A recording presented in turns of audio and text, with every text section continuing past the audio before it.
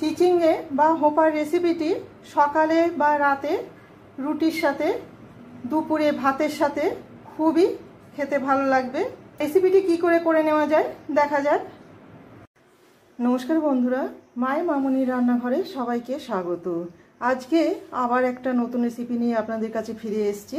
রেসিপিটা সকালের টিফিনে বা রাতের খাবারে রুটির সাথেও পরিবেশন করতে পারেন, আর দুপুরে ভাতের সাথেও পরিবেশন করা যেতে পারে। আজকে আমি করে নেব চিচিঙ্গের একটা পদ।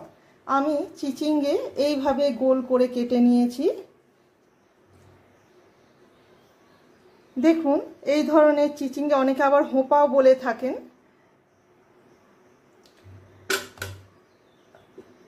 আর নিয়েছি আলুটাকে আলু ভাজার মতো কুটে নিয়েছি, একটু মোটা করে কুটেছি, দেখেই বুঝতে পারছেন একটু মোটা করে কোটা। আর নিয়েছি একটা পেঁয়াজ, বড় সাইজের পেঁয়াজ, আর 4টে রসুনকে কুচিয়ে নিয়েছি, লম্বায় কুচিয়ে নিয়েছি। 5-6টা লঙ্কাকেও কুচিয়ে নিয়েছি এইভাবে। তা চিচিঙ্গিটাকে আমি প্রথমে ওপরের খোসাটা হালকা করে চেঁচে নেব। হালকা একটু খোসাও রেখে দিতে হবে, তা না হলে একবারই নরম হয়ে যায় আর কি। খুব হালকা করে একটু ছাড়িয়ে নিতে হবে, তবে আপনারা আপনাদের পছন্দ মতো ছাড়িয়ে নেবেন, কম বেশি করে। ছাড়ানো হয়ে গেছে। এরপর আমি বটির সাহায্যে গোল গোল করে কেটে নেব। আমি হয়তো পুরো ভিডিওটা দেখাতে পারছি না।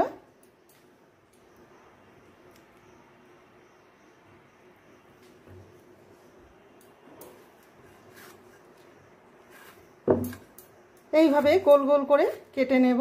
বেশি কোঁচাবো না, কেন কুচিয়ে নিলে একবারই নরম হয়ে যাবে।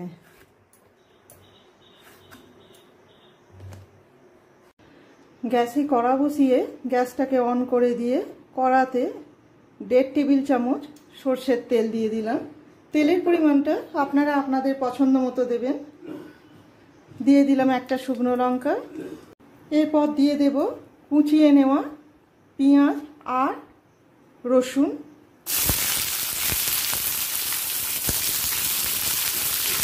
পেঁয়াজ আর রসুনটা 10 সেকেন্ড মতো ভেজে নিচ্ছি। এরপর দিয়ে দেব কাঁচা লঙ্কা কুচি। আমি কিছুটা রেখে দিলাম ওপর থেকে দিয়ে দেব বলে। কাঁচা লঙ্কাটা পেঁয়াজের সাথে 10 সেকেন্ড ভাজা হয়ে গেছে। এরপর দিয়ে দেব কেটে রাখা আলু।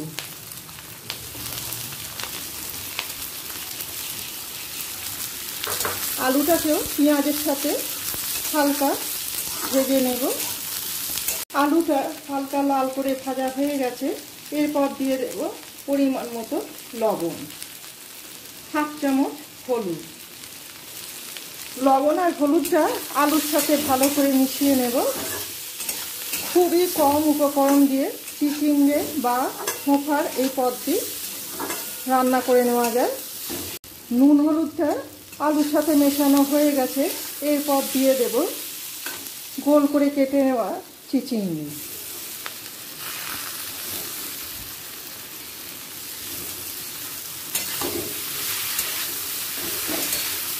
চিচিঙ্গেটাও আলুর সাথে মিশিয়ে নেব।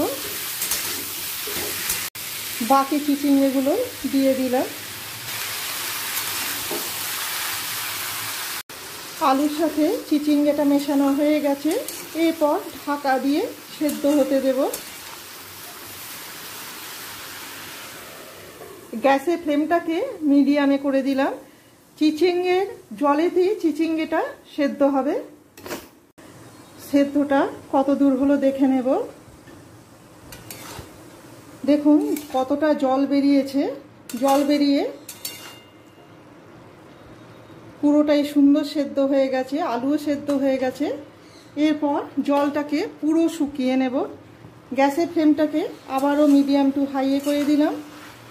একই সাথে দিয়ে দেব চিনি। আমি 1 টেবিল চামচ চিনি দিলাম।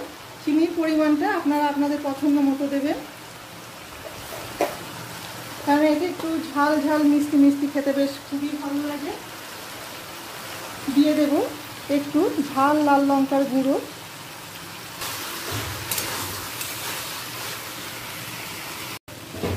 ঠিক এইভাবে যখন গায়ে লেগে লেগে যাবে ঠিক এইভাবে উল্টে দিয়ে অপর দিকটাও শুকিয়ে নেবেন।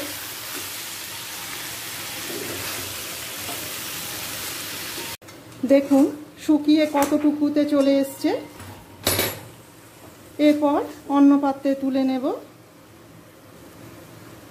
চিচিঙ্গের এই পদটি আপনাদের কেমন লাগলো অবশ্যই কমেন্ট করে জানাবেন। ভালো লেগে থাকলে একটা লাইক শেয়ার আর সাবস্ক্রাইব করে রাখার অনুরোধ রইল। আমার চ্যানেলটিকে যারা সাবস্ক্রাইব করেছেন তাদের অসংখ্য ধন্যবাদ। আবার নতুন কোনো রেসিপি নিয়ে আপনাদের কাছে ফিরে আসব। সবাই ভালো থাকবেন, ধন্যবাদ।